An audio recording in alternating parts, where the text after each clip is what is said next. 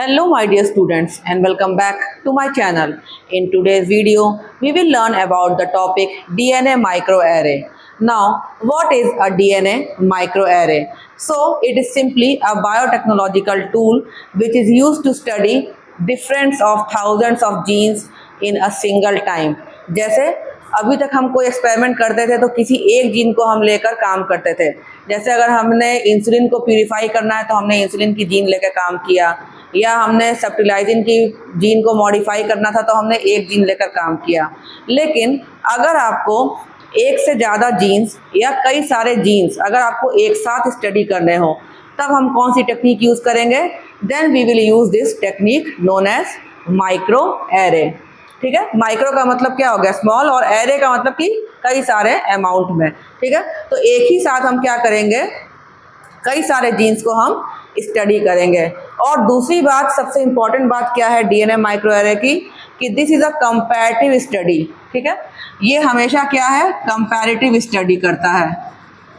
Comparative का मतलब क्या हुआ कि अगर हमें कंपैरिजन करना है, जैसे अगर एक नॉर्मल सेल या डिजीज सेल में कंपैरिजन करना है, या एक नॉर्मल सेल और कैंसर सेल में करना है, या एक पर्टिकुलर एनवायरनमेंट पे कोई सेल है और एक दूसरे एनवायरनमेंट में कोई सेल है, जैसे कोई हीट मतलब ज़्यादा टेम्परेचर पे ग्रो कर रहा है कोई वो, या जैसे एक नॉर्मल वाटर में सैंपल मान लो हमारा हो गया कोई ऑर्गेनिज्म और एक हमारा सॉल्टी वाटर में है, तो मतलब क्या है कि हमारा कंपैरिजन करना है।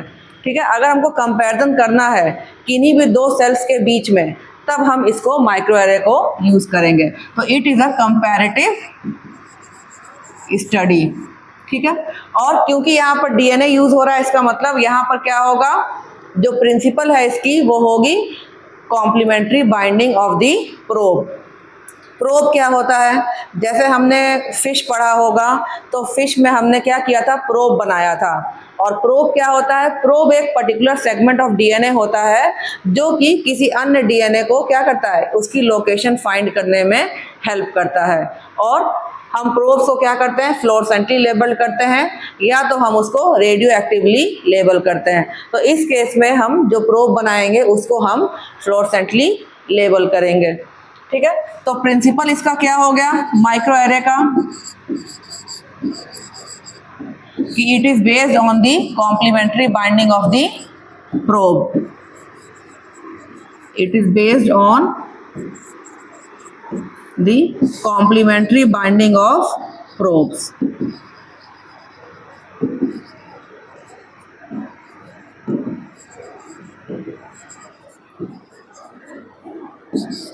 और प्रोब किससे बाइंड होगा? To the target DNA, to the target DNA.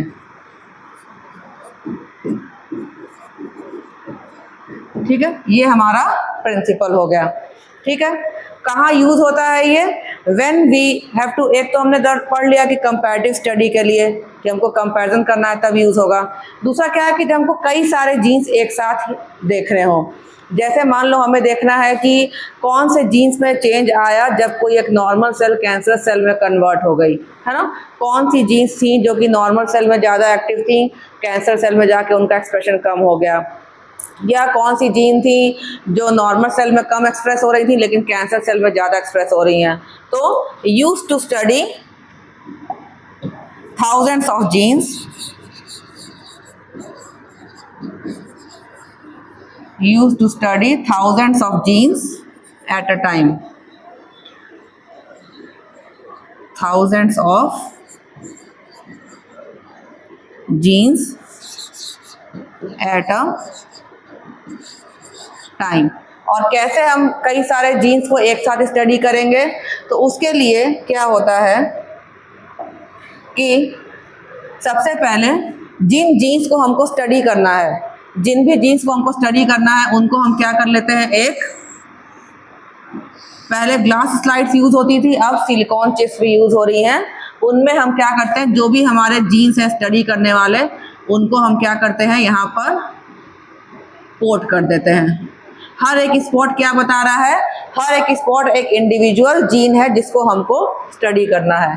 तो ऐसे कर करके समझ लो हमने जितने भी जीन्स इसमें आ जाएंगे ऐसे ऐसे हमने सारे जीन्स जिनको स्टडी करना है उनको हमने यहाँ पर लगा दिया और ये हमारा क्या बन के रेडी हो गया, ये हमारा micro array chip, micro array chip हो गया।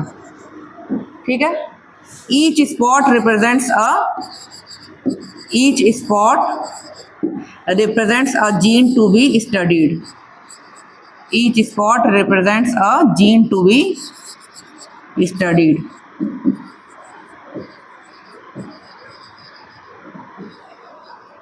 ठीक है, कई बार पूछता है कि ये जो हमने जीन लगाई है यहाँ पर, डीएनए के सीक्वेंसेस जो यहाँ पर स्लाइड पे या चिप में लगाए हैं वो किस प्रोसेस से होता है, तो उस प्रोसेस का नाम है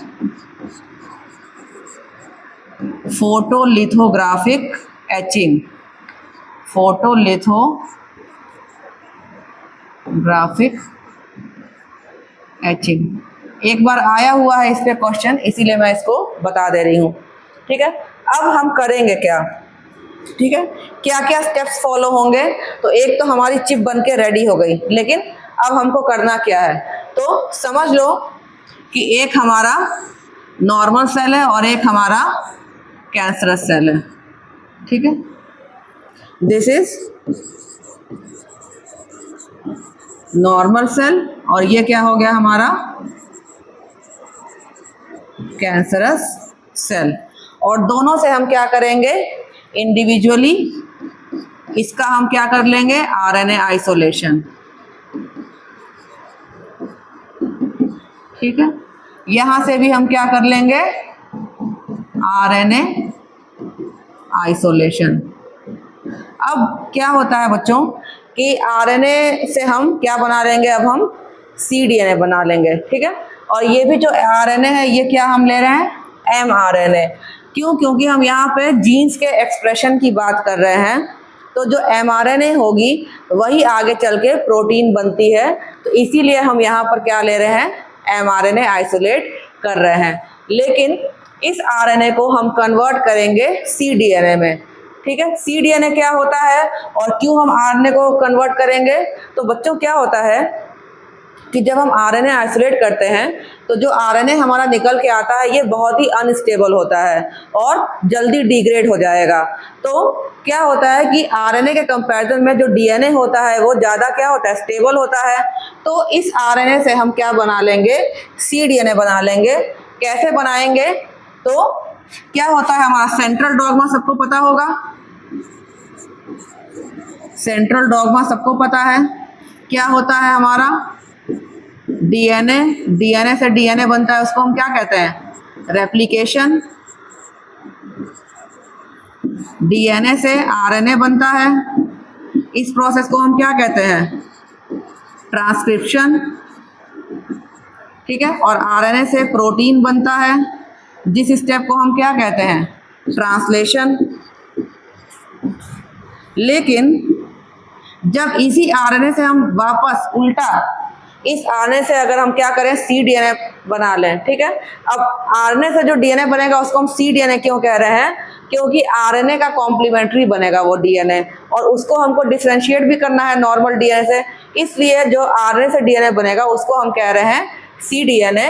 और वो प्रोसेस क्या होता है, उस प्रोसेस का नाम क्या है, तो जब डीएनए से आरएनए बन रहा है तो ट्रांसक्रिप्शन, और रिवर्स आरएनए से cDNA बनेगा तो ये प्रोसेस क्या हो जाएगा हमारा, रिवर्स ट्रांसक्रिप्शन।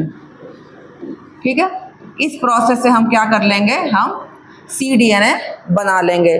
क्यों बनेगा, क्योंकि हमारा आरएनए जो है वो अनस्टेबल होता है और cDNA हमारा क्या होगा, स्टेबल होगा। तो अब हम क्या कर लेंगे, यहाँ पर cDNA बना लेंगे। और अब क्या करेंगे कि जो हमारी यहाँ पे चिप थी, तैयार थी, है ना, जो अभी हमने यहाँ पे बनाई थी चिप, ये चिप है यहाँ पे, और इस चिप में हमने जो भी जीन्स हमको स्टडी करने हैं वो हमने यहाँ पर लगा रखे हैं।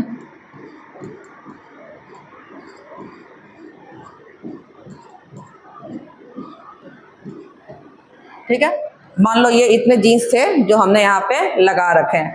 अब क्या करना है, कि ये जो हमारा cDNA बना है इसको हम क्या कर लेंगे, लेबल कर लेंगे, लेबल्ड cDNA, ठीक है। और इसको मान लो हमने कर दिया ग्रीन कलर से लेबल, और इस वाले को हमने कर दिया रेड कलर से लेबल, लेबल्ड cDNA, ठीक है। नॉर्मल वाले को हमने ग्रीन कलर से कर दिया और कैंसरस वाले को हमने क्या कर दिया, रेड कलर से लेबल कर दिया। ये लेबलिंग कैसे होती है, तो ये एक निक ट्रांसलेशन की टेक्निक होती है जिससे हम डीएनए में कलर्स इंट्रोड्यूस करते हैं। इस पर मैं एक अलग से वीडियो आपको बना के दे दूंगी। अभी के लिए आप इतना समझिए कि हमने क्या किया, नॉर्मल वाले को हमने ग्रीन कलर से लेबल कर दिया और कैंसरस वाले को हमने रेड कलर से लेबल कर दिया, और इन दोनों को हमने क्या कर दिया, इस चिप के ऊपर डाल दिया। अब जब इस चिप के ऊपर डालेंगे तो जो भी जीन्स होंगी जो कि नॉर्मल सेल में एक्सप्रेस हो रही होंगी तो नॉर्मल वाला cDNA वहाँ बाइंड कर जाएगा। जो भी जीन्स होंगी जो कैंसर सेल में एक्सप्रेस कर रही होंगी, कैंसर सेल वाला cDNA यानी कि रेड कलर वाला cDNA प्रोब यहाँ पर बाइंड कर लेगा। और कुछ ऐसी भी जीन्स होंगी जो कि दोनों में एक्सप्रेस कर रही होंगी तो दोनों जाकर बाइंड कर जाएंगे। कुछ ऐसी भी जीन्स होंगी जो कि जिनको हमने यहाँ पे लिया है स्टडी में, लेकिन उनका दोनों सेल में से कहीं पर भी कोई रोल नहीं है, तो वहाँ पर कोई भी हमारा cDNA बाइंड नहीं करेगा।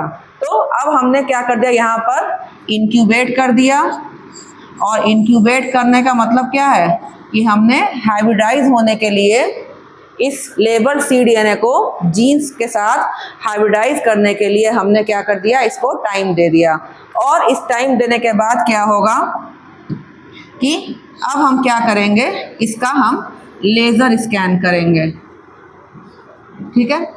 अब हम क्या करेंगे, लेज़र स्कैन करेंगे, और लेज़र स्कैन करने के बाद हमें कैसा रिजल्ट मिलेगा। लेज़र स्कैन करने के बाद हमको क्या मिलेगा, मान लो ये था, तो कहीं कहीं पे हमको क्या मिलेगा, हमको ग्रीन कलर के स्पॉट्स मिल जाएंगे,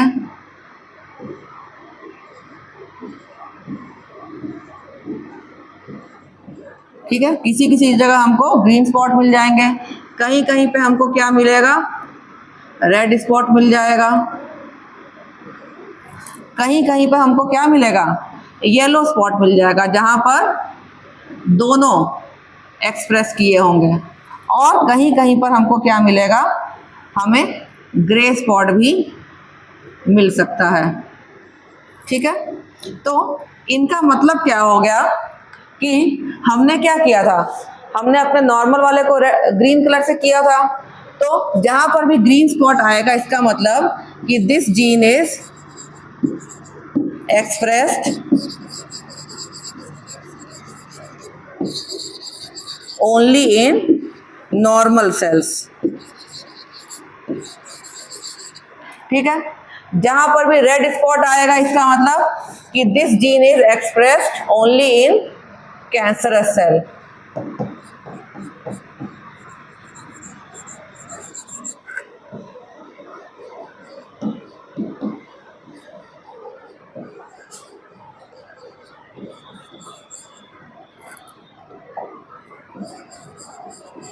ठीक है। जहां पर भी येलो स्पॉट आएगा इसका मतलब क्या हो गया कि this gene is expressed equally in both the cell, क्योंकि रेड और ग्रीन मिला के क्या बना लेगा, येलो। तो येलो स्पॉट मीन्स कि this gene is expressed in both the cells, और जहां पर भी हमको ग्रे स्पॉट मिला है इसका मतलब कि this gene is not expressed in any of the cell, this gene is not expressed in any of the cells,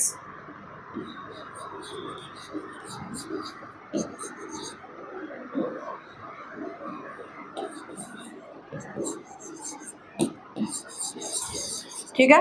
तो लेजर स्कैन करने के बाद हमको ऐसी इमेज मिलेगी, और इस इमेज से हम क्या दिखाएं, क्या हमारा इन्फरेंस निकला कि ग्रीन अगर है तो यानी कि वो जीन हमारी नॉर्मल सेल में एक्सप्रेस है। अब एक बात हमको और ध्यान रखनी है कि ये जो हमारा डीएनए का माइक्रो एरे वाला एक्सपेरिमेंट है, दिस इज अ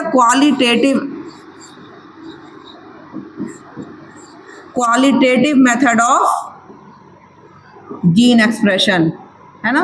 क्वालिटेटिवली ये मेजर करता है। क्वालिटेटिव का मतलब क्या हो गया कि केवल ये बता रहा है कि कोई जीन नॉर्मल सेल में केवल एक्सप्रेस कर रही है या केवल कैंसर सेल में कर रही है या दोनों में कर रही है, लेकिन कितना कर रही है ना, एग्जैक्ट क्वांटिटी ये नहीं बन पाता। क्योंकि कई बार लेजर स्कैन में हमको क्या दिखता है कि कई बार लेजर स्कैन में हमें कुछ स्पॉट ज़्यादा ग्रीन दिखते हैं, कुछ स्पॉट हमें ज़्यादा लाल दिखते हैं, है ना, कि कुछ स्पॉट हमें ज़्यादा लाल दिख गए या कुछ स्पॉट हमें ज़्यादा ग्रीन दिख गए।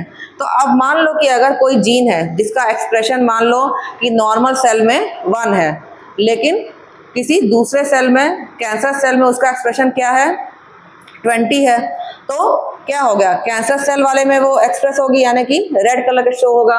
लेकिन मान लो कोई दूसरी जीन है जिसका एक्सप्रेशन 15 है, अब 15 वाला भी रेड ही शो करेगा और 20 वाला भी रेड ही शो करेगा, है ना। थोड़ा सा मान लो अगर लाइट डार्क का अंतर हुआ तो भी हम ये तो नहीं डिफरेंशिएट कर पा रहे हैं कि कितने टाइम्स एक्सप्रेशन उसमें ज़्यादा है। तो क्वांटिटेटिव मेजरमेंट यहाँ पर जीन एक्सप्रेशन का नहीं हो रहा है, यहाँ पर केवल एक्सप्रेशन क्या हो रहा है, क्वालिटेटिवली हम बता पा रहे हैं कि कोई जीन एक्सप्रेस हो रही है या नहीं हो रही है, ज़्यादा हो रही है या कम हो रही है। ये भी हम बता सकते हैं कि अगर लाइट ग्रीन है तो कम हो रही है, डार्क ग्रीन है तो ज़्यादा हो रही है, लेकिन कितना ज़्यादा हो रही है ना, कि अगर 20 टाइम्स है या 22 टाइम्स है तो दोनों में तो हम डिफरेंशिएट नहीं कर पाएंगे। तो ये एक क्या है, हमारा क्वालिटेटिव मेथड है, ठीक है। और क्या याद हमको रखना है कि इसके और भी यूज़ हो सकते हैं, एप्लीकेशंस हो सकते हैं। जैसे हमको टिश्यू स्पेसिफिक जीन एक्सप्रेशन देखना है कि कोई जीन हमारी किस टिश्यू में ज़्यादा एक्सप्रेस कर रही है, या हमको सेल साइकिल के जो अलग अलग स्टेजेस होते हैं वहाँ पर हमको एक्सप्रेशन देखना है कि इस स्टेज में ये था और इस स्टेज में ये था। तो अलग अलग इसके एप्लीकेशंस हैं। आई होप आपको ये टॉपिक समझ में आ गया होगा। अगर अभी भी कुछ रह गया है, please comment down in the section, I will try to answer those questions. Please do like and subscribe to my channel.